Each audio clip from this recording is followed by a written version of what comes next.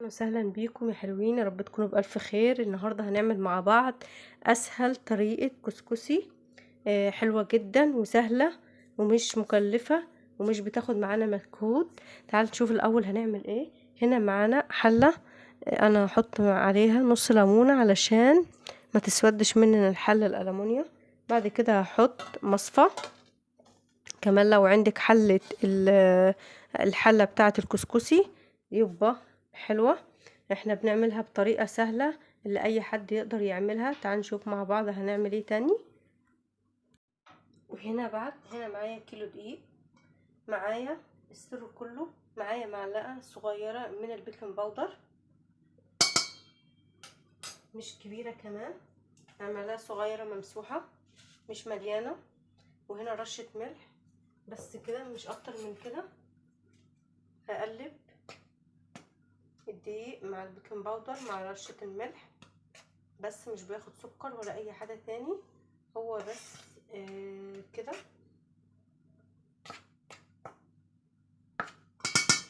هنا معانا كبة هحط فيها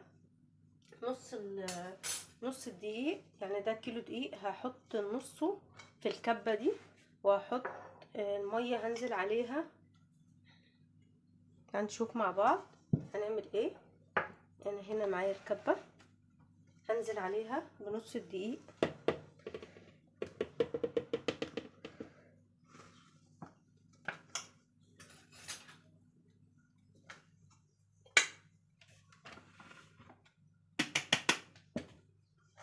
كده.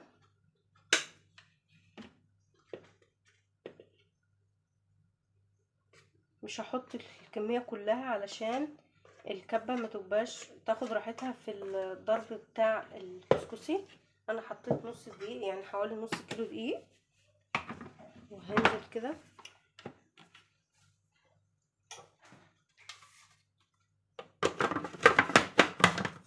كده. هقفل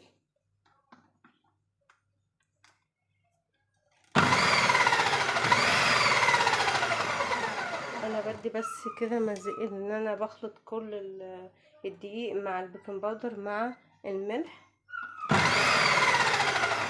بعد كده هنزل بالميه. انا كده معايا كوبايه ميه هنزل عليها كده، هضرب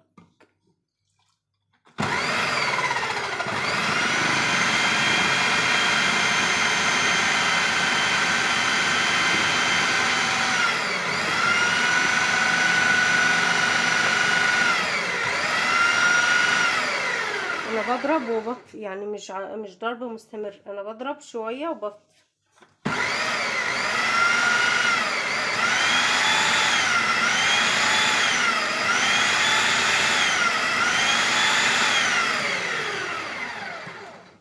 شوف الخليط مع بعض.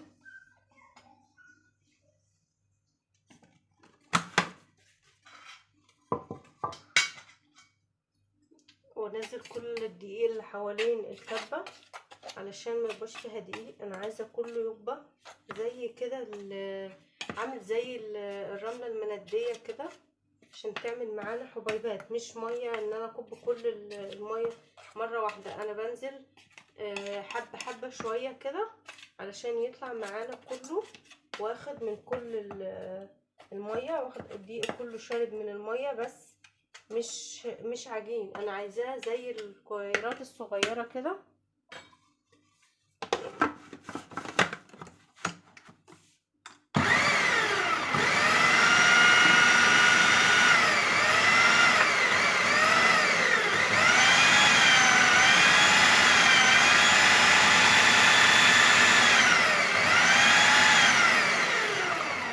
حبه وبفصل وبشوف الخليط بقى معانا عامل ازاي.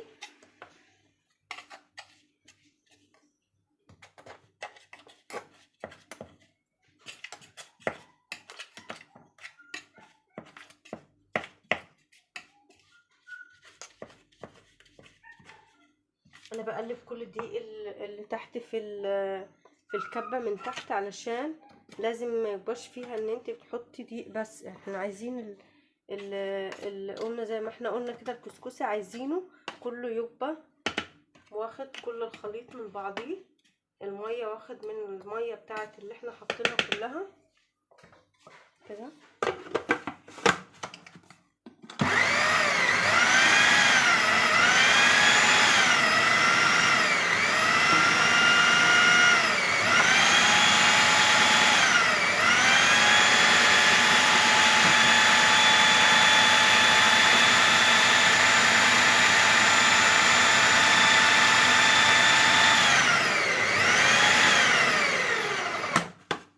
حتى لو عجن منك ما تقلقيش، حطي شويه دقيق تاني هيطلع معاكي زي الفل وما تخافيش، هيطلع معاكي كسكسي حلو.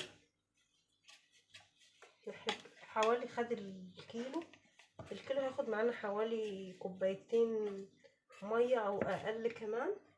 احنا عايزين نضرب كده، هياخد معانا حوالي كوبايه ونص من الميه، كيلو دقيق.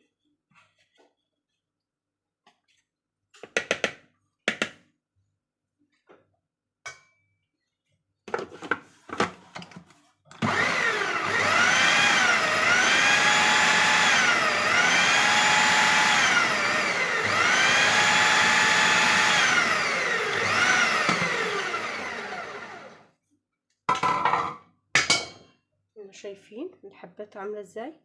زي الرمله كده، بصي زي الرمله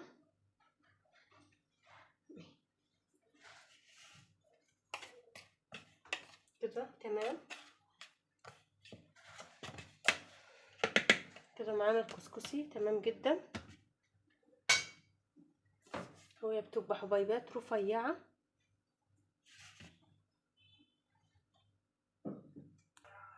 هنا بعد ما خلاص الكسكسي دي الكميه التانية، شايفين عامله ازاي؟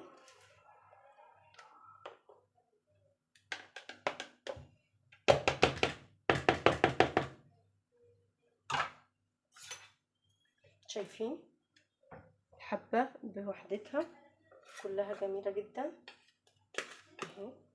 الكلاكيع دي كلها هتفك دلوقتي، ان هي مش معجنه، هي بس عشان كل ما بتحط شويه قليلين في الكبه طبعا بيبقى افضل.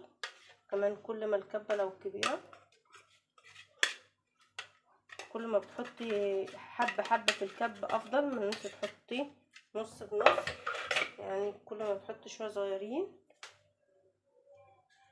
افضل. بصي شايفين اهي لوحديها، بصي اهي ده كله هيتفك معانا. وبعدين ده لسه، ده هنحط حوالي كده على النار، هحط حوالي تلت ساعة، وبعد كده هرجع تاني هنشوف هنعمل ايه بعد كده. بصي حتى الفرولة بتمسكيها تلاقيها اتفكت في ايدك. ده كده معانا الكسكسي ان شاء الله ناجح معانا. متخافيش من الكلكعة دي كلها، الكلكعة دي كلها هتفك معاكي وهتبقى زي الفل. انا كده خلاص معانا قماشة بيضة او شاشة بيضة، بحط فيها الكيلو الكسكسي كده. هياخد معايا حوالي تلت ساعة على النار. وبعد كده في لسه مرحلة تاني نشوف هنعمل فيها ايه. هنا بعد ما الكسكسي خد حوالي نص ساعة كده، بص باين عليه ان هو كده مكلكع ومش حلو. دلوقتي هحطه تاني في الكبة، بعد كده هرجعه تاني على النار كده. هحط مش كله، هحط برضو جزء جزء، هحطه في الكبة واضربه من غير اي حاجة كده، بس ان هو يفكلي كل لو مسكتها كده تلاقيها بس بتتفك لوحديها. بس احنا هحطها في الكبة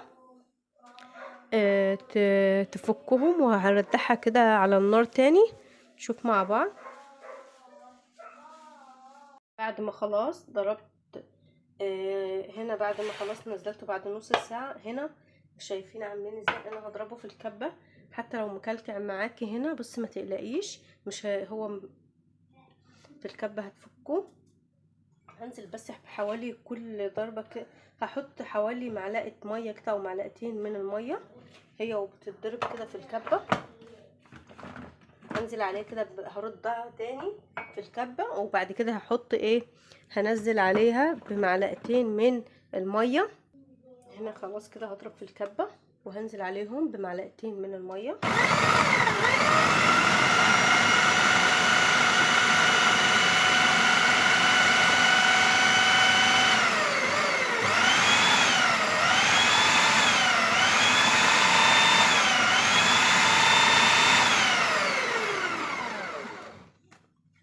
هنشوف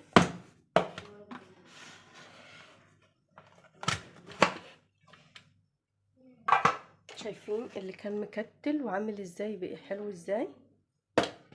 نقسم معلقه كده واديكم شكله. بس الحلاوه ولا واحده مكتله. شايفين طلع معانا الكسكسي حلو ازاي. ناس ممكن تقولي احنا ما بنحطلوش ميه في الاخر، بس معلقتين الميه دول لما بتضربيهم كده في الكسكسي بيدوكوا كده طراوه للكسكسي، لما بتاكليه ما تلاقوهوش واقف كده في زورك، تحسيه في البلع كده صعب. لكن المعلقتين الميه دي بتخليه كده طري مش ناشف انتوا بتاكليه كده.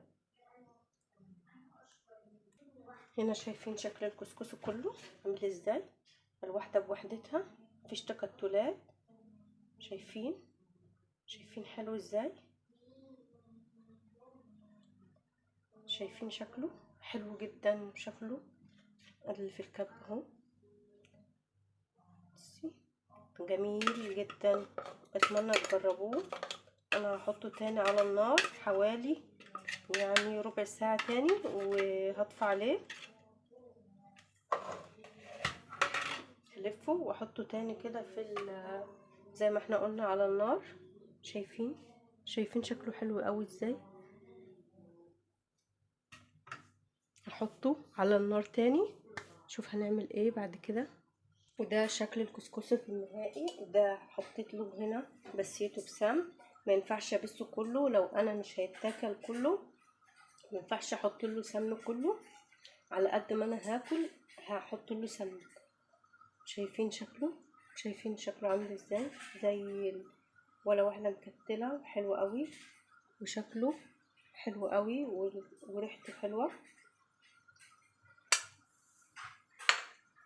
وهنا الباقي اللي انا مش حاطه له سمن ولا اي اضافات من السمن، علشان ما كل ما اعوز هحط له سمن.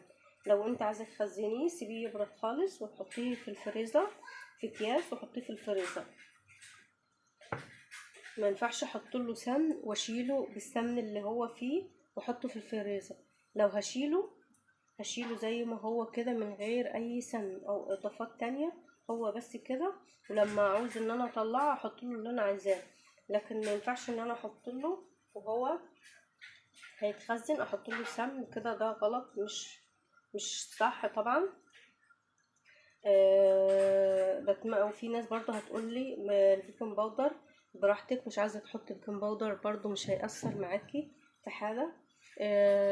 هي يعني نص معلقه صغيره مش كتيره، يعني مش هتأثر معانا في حاجه. بس هي حلوه في ان انت لما بتاكلي الكسكسي بتحسيه ان هو هايش شويه عن لما ما بتحطها لقاش. بس هو مش اكتر من ميه ودقيق.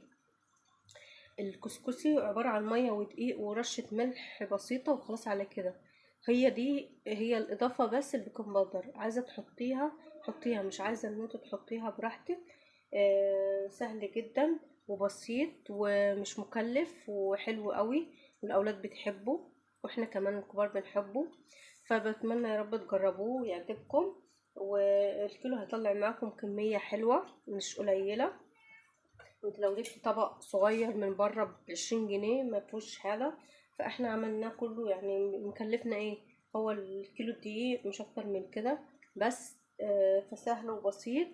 والاضافات دي بتاعتك انت، عايزه تحطيه بسكر حطيه، في ناس بتحطه بعسل بمكسرات، براحتك خالص.